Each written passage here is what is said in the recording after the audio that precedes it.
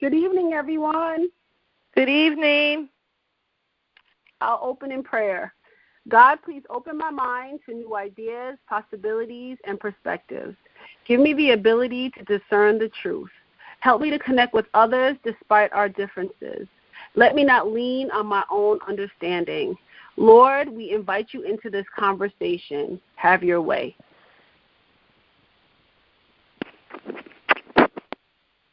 I'll go right into the gray area introduction. Have you ever thought to yourself, what is God's perspective on my situation? Does it align with His? Introducing the gray area. The gray area is designed to challenge your thinking. As many times we don't realize it, but the way we're raised, the things our parents taught us, school, society, and experience all play a part in how we think and perceive things. Perception is everything. We're both mothers, wives, daughters, friends, ordinary women who love God. Yet our one goal, our one desire is to please Him, integrate His way and His perspective into our lives. This is not always easy, especially when we've been programmed to think a certain way. However, God has purposed us to challenge others on their very belief system. Does it align with His? We often try to see things black and white, wrong and right, good and bad, but this thing called grace and love does not always allow us to see things so simple. Everyday conversations, discussions, and situations through the lens of God is our prayer. We invite you to listen to our conversation and chime in. Perspective matters. So we're so excited that you guys have joined in to tonight's conversation. Once again, we want you guys to be a part, so all you need to do is hit *6. You'll be placed in the queue, and we'll be able to take your call from there. Tashora, are you ready to set the table? Yes. All right, so today we are bringing up a topic that is super controversial, and I think it starts in, as a kid, where you kind of trying to figure out, when is telling or tattletaling okay, and what's the difference between telling on someone versus tattletaling. And now in certain arenas, some people call it snitching. When you tell on someone, or they call it, being a rat. I know in my culture they call it informers, where you kind of, give information about somebody or tattletale on somebody, or give information to maybe the police or someone in higher authority that can actually get the person in trouble. So today the topic base is, and the question for today is it ever okay to snitch? So what do you think, Shanae? Is it ever okay to snitch? Great question. I would like to say that's very complicated, and I think it's more of an ethical dilemma, and I think many times we have to judge each situation for what it is.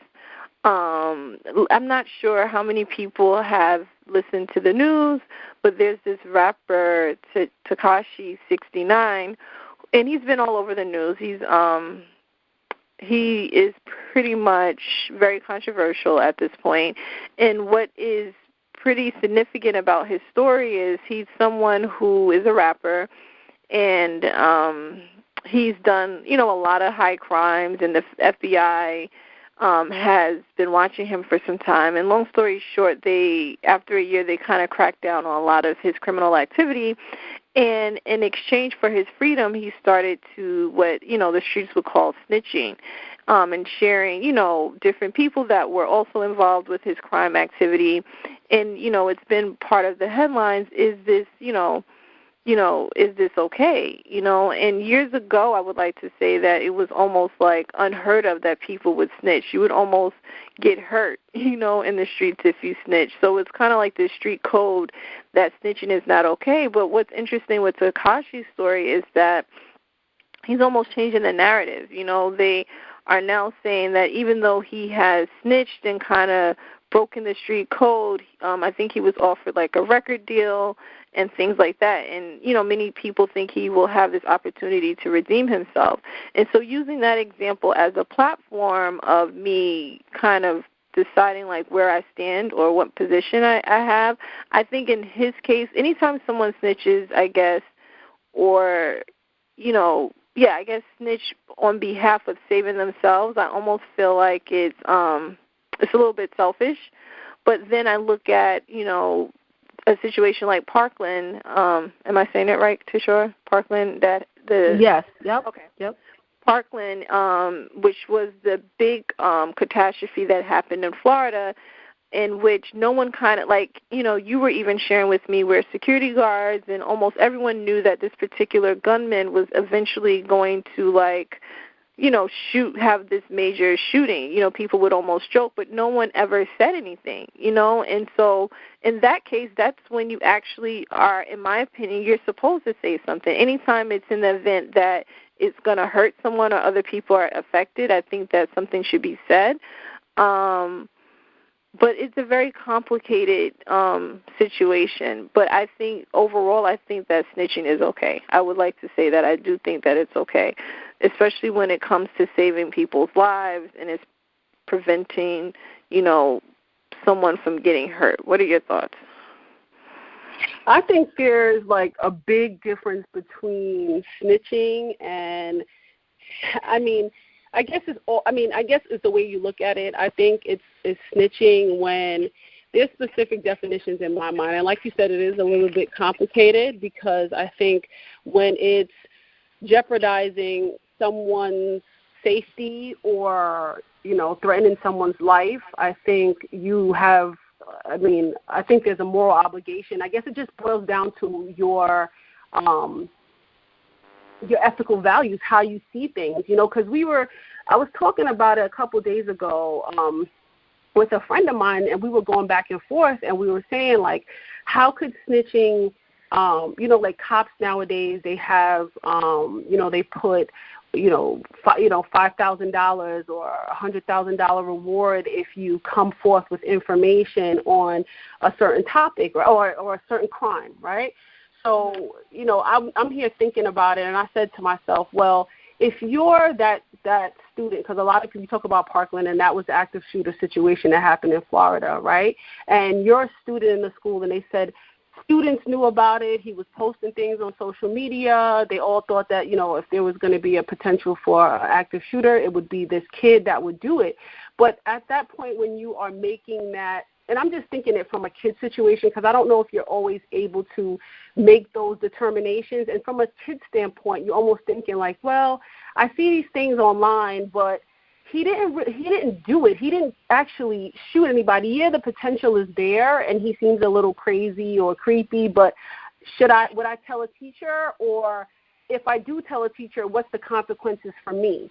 So, you know, I look at it in the same way with, like, the police. Like, I think when you weigh the scale out, you know, they think the potential for themselves versus, you know, what could happen to me versus, okay, here's a possibility that, you know, a crime could go down, but would I kind of put myself out there to be that victim?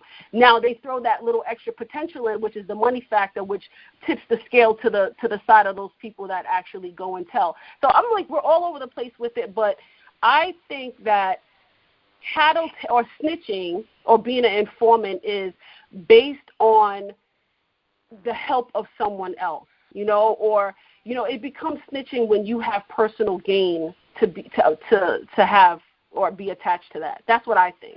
You know, I'm very, you know, I have 3 kids, and I'm very, very, very, you know, very strict with them when it comes to tattletaling on their sibling, because I think that could also be a control thing. You know, one of them could be using it to kind of control the situation or control the other person. It's not just, you know, they're looking out for the other person's benefit or somebody could get hurt, but they want to control a situation.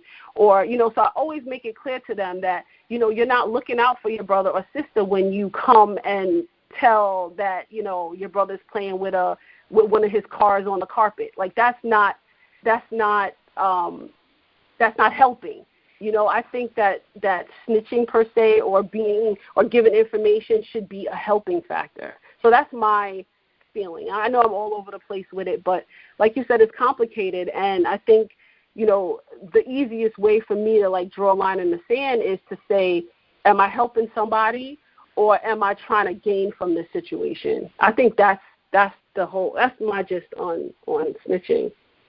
Okay. What do you think? Yeah. I was going to say that, you know, in the beginning, part of our introduction, we talk about how so much of, our perspective is based on how we're raised and things our parents taught us. And just thinking back to how I was raised, my mom would always say, kind of like keep your mouth closed. And I think it came from a place of retaliation, and you kind of spoke in terms of, kids not knowing what to do because they don't know what the consequences would be of you kind of sharing information. And so I kind of grew up in a household, if you see something, you kind of keep your mouth closed, unless it was something that was, like, extremely dangerous. And I think it comes from an era where my mom, like I said, people would retaliate when people would snitch or, talk about different crimes. But it is complicated. I think you kind of also alluded to the fact of, it's kind of betraying, like with your children, it's kind of betraying confidence in one another. Absolutely. Every time you tattletale on this one and that one, and kind of what are you promoting or what are you teaching in that. So I think it's such a gray area. I think it has to be judged, situation by situation. Absolutely. It is a gray area topic because I don't think there's absolutely any, right or complete wrong in it because, in doing my research today, because I know a lot of situations where people talk about tattletaling, even the story where we spoke about a couple weeks ago where that kid was stabbed in Oceanside.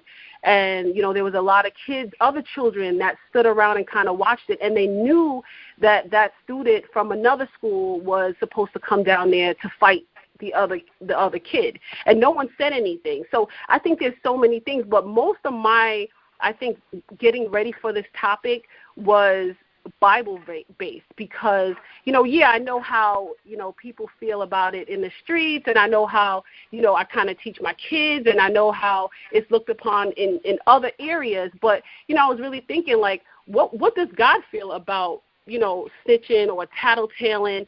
And, when I was doing the research, I was saying, well, I don't think God specifically in his word speaks about tattletaling per se, but he gives us so many stories where there was a snitch in different situations. Like you could think about, and everybody, you can read it. I'll tell you, this, just sum it up. But in with Daniel's situation with Saul, there was a couple of guys from Zeph, I think it was called, that told Saul about Daniel twice, which led to this massacre of all the people that helped him, And even think about, and that's anybody who wants to read it, that's in Samuel, 1 Samuel, that story. And then there's another, the biggest story, which is Jesus Christ that was betrayed by Judas, that went to authorities when he knew that what their intentions were for looking and seeking out Jesus, and he said he was going to seal it with a kiss. So you'll know who the person is when I kiss him. Right, so that led to the death of Jesus Christ, right, which were two bad situations, right, where there were snitches, right. And there's a whole nother story where you think about Esther, and I would not force, but highly encourage everybody to read that chapter. It's one of my favorites. In Esther, when Mordecai told Esther about the plan of the guards at the gate to kill the king, and that ultimately saved a whole bunch of Jews, like the whole Jewish nation in that area. And I just think about what are the difference between all these these two situations. Yeah, we had a bunch of people that died, and then we had a bunch of people that were saved. And I think on both ends, what you can see the difference is with snitching is what happens to innocent people, or is there somebody what's the intention or the outcome behind it? Because as we know, God, he's all about, our hearts and our heart posture and the reason why we do things. And I think when we tattletale or snitch, there's a reason. It's something that comes behind it. You know what I mean? Why are you telling? Are you telling to, get up on a person or control a situation or hurt somebody, or are you telling to save somebody? So I think that is, and I think that's heaven's perspective on snitching, and I think it gave me clarity is, when you're telling, like, you need to ask yourself that question, am I doing, what are the reasons why I'm telling, That's good. That's really good.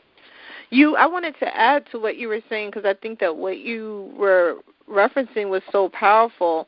I think it's Proverbs 3:27. Mhm. I'm trying to find it. Do not withhold good from those to whom it's due when it is in your power to do it. And so you were kind of talking about our due diligence, and in that scripture it talks about our due diligence to protect the innocent, or bring about good. And so if we have the power to share information to help someone, we should do it. And that's kind of what that scripture references to. So, that's another place that you can kind of look to refer to. And, I also wanted to just piggyback to what you discussed earlier. The word snitch itself has a negative connotation to it. It does. They call it a rat, right? Yeah. Yep. And, back in the day with the Rat Pack, and, I just think that culturally, the word snitch, we've kind of attached this negative piece to it. But, one of the things that I was reading in my research, it said, think about those who kind of gave it that term. Usually people who refer to people as snitches are people that are in the wrong and they don't want to get caught. And, people who typically attach to that word are usually on the other side of the fence. And so you also have to kind of consider that as you think about, should you snitch if you're ever put in a specific position. But this conversation is really interesting because it's challenging me. And, as we kind of get towards the end of the show, I just wanted to kind of raise, do we have a moral obligation to kind of, help others and protect the innocent, And I kind of think that that's something that we all need to kind of think about. If you see something, on the subway it says, if you see something, say something. We have accountability to each other. I think that's the only way that we will really, succeed is if we kind of hold each other accountable and look out for each other. And I definitely think that that was what God's intentions was. Definitely. Callers, we would love to hear some other perspectives on our topic for tonight. So if you wouldn't mind pressing *6 to get involved in the conversation. But the slogan they always have: snitches get stitches. That's what I, growing up, that's what you heard: snitches get stitches. So you're supposed to keep your mouth shut. And I even think, you think about the age that we're in today and how it is in school and the potential of these kids going to school every day, doing lockdown drills. When we were in school, I didn't do a lockdown drill. The potential is so much greater now, and you just think they have their student, that's their classmate that's sitting next to them, and they're on Instagram and they're on Facebook, and they can see that their classmate, something's not right. So I think it's the same, because these kids are children of our generation. You know what I mean? So but it's something like that is taught too. So I don't know. But I think that culturally, I think it's shifting, and I opened up using the Tekashi's inference because I think that we, the Bible talks about that we eventually are going to become lovers of self, where people are only going to snitch when it benefits them, because he's snitching because, it's going to benefit him. And I think the same thing with this generation coming up. I don't think they see anything wrong with snitching. I just think many of them don't say anything because they feel like it doesn't pertain to me. I'm just, it has nothing to do with me. The minute that it has something to do with me, or it affects me, or it impacts something that's connected to me, then I'll say something. I think that it's a different, culturally it's just interesting to watch how this generation is kind of moving away from something that, I feel like the older generation really held to. In the streets, they took that really serious. People lost their lives if they spoke about things that they should not have been speaking about. And, I'm not saying that that's not the case now, but I definitely don't feel like this generation has that same alliance or allegiance to kind of protecting that. So it's pretty interesting. It's interesting. And, one funny thing that you just brought up, and, I was thinking about, and the Bible always talks about who you're connected to. Don't make alliances or connections with people who are like doing evil. And I also think that with the Tekashi like situation, that a lot of I was reading a story on him too, and a lot of other rappers were saying like he's not of this world, like he's not of this part, like he don't know about this life, like he ain't part of this life. Like I kept 50 Cent spoke about it, other rappers had comments on it, like he's not about, he ain't about this street life. That's pretty much what they were saying, and it caught up with him.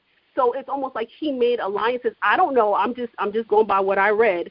And it seems like the same thing, like he made alliances with people that maybe he shouldn't have made alliances with, and it caught up to him. Not saying that, I don't know any background about this.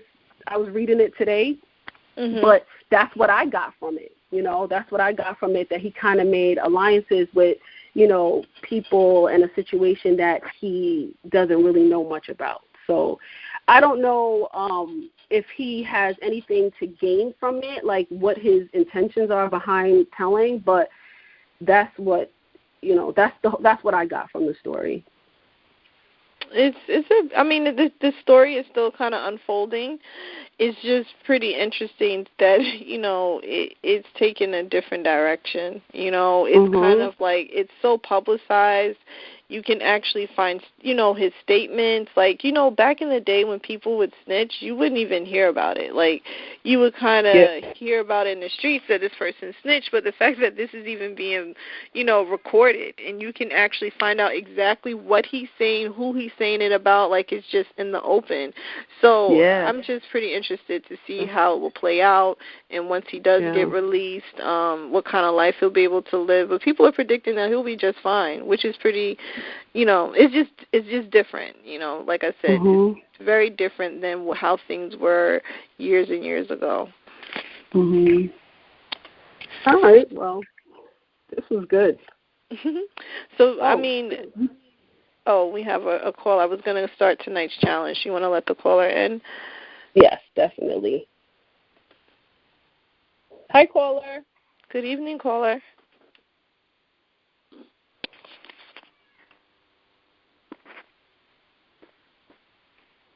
This is Jay from Queens. How are you, ladies? Good, thank you. Good. Just wanted to talk about the situation of snitching, and from someone who was involved in the streets in gang life since 1997.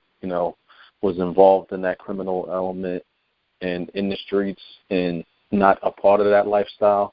I feel like I can speak to it from the perspective of someone who survived being in jail and stuff like that. I can definitely say that the term snitching came from criminal activity, and because of television and movies, it's been publicized into something that it's not.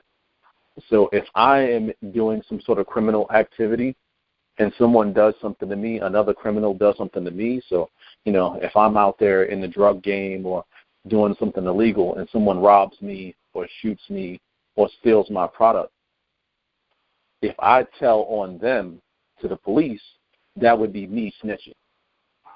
So if someone who is not in the criminal world or a regular person goes and tells the police because someone did something to them or someone did something to them in their family, that's not snitching. You, as a public citizen, the police are supposed to protect you. The government is supposed to protect you. So I think that because of television and because of the popularity of words and, disambiguation, we have brought criminal activity to and elements of criminal activity to day-to-day life. You're supposed to tell if you see something, but we've overpopularized stuff and made it into things that it's not. And with the whole Tekashi thing, and just not even really to talk about that, but just he was a part of that element for whatever it was, whether he was in it for the music or for publicizing his brand.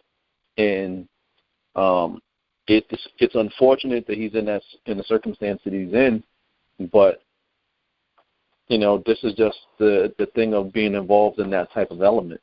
you have to know that doing the things that you're doing and moving the way that you're moving is going to come back to you. But snitching has been around for a very long time. It may not have been as well known in the past, but there's some famous cases of people snitching, like Sammy the Bull. You might have heard that name. Frank Lucas.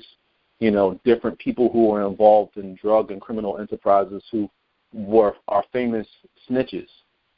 But that term has been around for a very long time. It's when you're facing jail, when you're facing life, some people can stand up and say, hey, I'm accountable for my actions. I'm not including anyone else in anything that I did. Other people look at that time. They look at those things that they've done and say, listen, I don't want to spend the rest of my life behind bars. I don't want to face the electric chair or get the needle. So I'm going to, tell to save myself. And the government is for that. So that's really all I have to say about the whole snitching thing. Like I said, it's overpopularized. I think that snitching is not a bad thing if it comes from a pure place. So telling because someone actually did something wrong to you or someone that you know, or you saw someone being taken advantage of or hurt or being physically attacked, these things we should tell about. Yeah. Yep. I agree. That's good. That's interesting. Thank you, Jay from Queens, for sharing that perspective. So pretty much, what I got from what he explained is that snitching only pertains to if you're in the game, meaning that if you play the game of being part of the criminal world, you can't snitch on someone else who's just as guilty and caught up in the same life as you. But if you, Tashora, as innocent bystanders, see a crime, then, based on the rules of the street years ago, then that would be okay. Yeah. And I was watching a documentary with, I think it was Alpo and, people, Harlem was pretty big in terms of, the drug game. And so they had an interesting documentary about, people that were part of that life. And so that was also the same perspective of how they looked at it, is that snitching only pertained to those that was part of the game. Yeah. But I think innocent, like you were saying, it will be okay. But I think even though there are people like civilians that are not a part of that street, drug world, gang world, I think they have a level of fear. And I think that's where the snitching piece comes about, because they have a level of fear that if they interfere in that world or even, bring light to something that's going on, that they would now in turn have some type of backlash. Retaliation.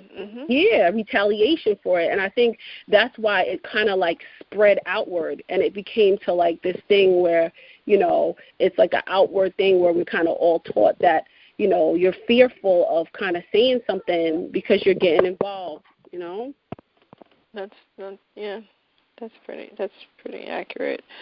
We're kind of running out of time, but I wanted to know if you had a challenge for our callers, just to kind of keep the conversation going and kind of, further, reflect on it, because it's definitely something that's part of our everyday, whether we see something, do we say something, and I think the best thing to kind of think about is judging each situation for what it is. I mean, the Bible talks about judge nothing before the appointed time, and I think that, you kind of have to make that decision as it comes. I don't think it's a black and white answer to say, you definitely tell everything that you see, but I definitely think as each situation arises, it's something that you should definitely pray about and meditate on and say, is this something that I need to bring to the attention of someone else? And I think the Holy Spirit would definitely give you guidance. Another piece that, the Bible commands us to love our brothers as we love ourselves. So, I think it's also important to always check ourselves and make sure that we're not lovers of ourselves, meaning our own selfish motives, well, I'm not going to say nothing because it has nothing to do with me. But if it's something that can really protect someone or help someone, it is something that you definitely should consider. And, of course, we talked about retaliation and repercussions, but I think sometimes we see on a daily basis, if you see an accident, I use something very simple like an accident that happens in front of you. If you're not in a rush, maybe you could stay just to kind of give the statement of what you saw happen, you know. I just think that we have an accountability to each other, and I kind of feel like we're losing that as a culture. And I think that's pretty much it for me. Do you have any final remarks? I think you did a great job. When you first asked, I was going to say, tell somebody now. But I just think it's a really, complicated situation. And like we said from the very beginning, it's a situation by situation kind of thing, and it boils down to our intentions and our overall moral compass, what we feel about whatever situation, whatever's happening at the time. But I think, if there's somebody that is going to be hurt or someone's life is at jeopardy, I think we have an obligation to speak on it. So that's me. Oh, we have someone in the queue. Wait, we have someone in the queue. Before we go, everyone, hold on. Hi, caller. Hey, this is Jay from Queens. I just wanted to make a follow-up comment. Scripture says this, that in Romans 13, that you must yield to government and its rulers, and no one rules unless God has given them power to rule. So one of the things that we know in common law, not just in the United States, but generally accepted across the world, is that, if we witness a crime and do nothing about it, in most circumstances, that implicates us in a crime. So, I think about, I feel like as a Christian, it's our moral obligation and compass that if we see something that we are obligated to, we should say something, especially if it's someone who's being taken advantage of. Now, if this is criminal activity and people are doing stuff to each other based on that criminal world, that might be something that you need to pray on. But if you see someone preying on someone else, we see someone who's getting attacked, like, you might not have the power to do it, but you can get someone else involved who can. There was a circumstance that I did where I was asked to call the police because someone else couldn't. And I've been in that circumstance where, you might not have the power to do something in a situation, but you need to come to someone who can help you to be able to get the results that you need. I just think that that's important. Absolutely. As Christians, to stand in the gap. Yep. Absolutely. Yeah. I agree with that caller. Thanks, Jay. Yeah, I definitely do. And just to follow up, you never know if that could be you. And would you want someone to say something? Like if you were a victim of something, like we always think about, I don't want anything to happen to us, but you never know what position you might be in life. And, it's just something to consider. Like, would you, if you were part of something, you would want someone to say something to help, vindicate or whatever the situation is. So I agree, caller. As our command as Christians, but just as ordinary citizens as well. Yeah. All right. Agreed. Well, this was interesting. Great conversation. Yes. Thank you guys for tuning in. We look forward to next week's conversation as well. Please share the conference call number with others. We want to be able to expand our audience. And we thank you guys so much for just tuning in tonight. Please follow us on the Gray Area Conversation on Instagram and Facebook. And you can always email us with your comments or, suggestions for upcoming topics at thegrayareaconversation@gmail.com. And until next week, have a great night, everyone, and a great week. Good night. Have a good night. Good night.